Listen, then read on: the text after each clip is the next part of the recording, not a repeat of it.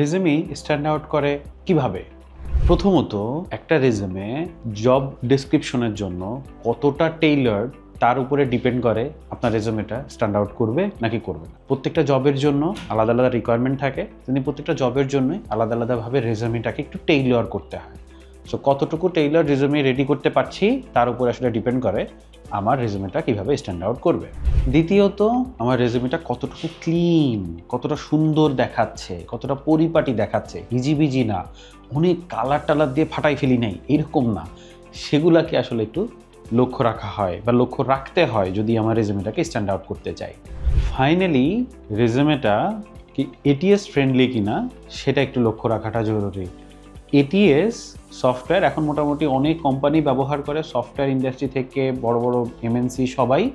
So ওই রেজুমেটা, আমার যে রেজুমেটা আমি দিচ্ছি সেটা কি এটিএস ফ্রেন্ডলি কিনা সেটাও রেজুমে স্ট্যান্ড আউট করার একটা পূর্ব শর্ত।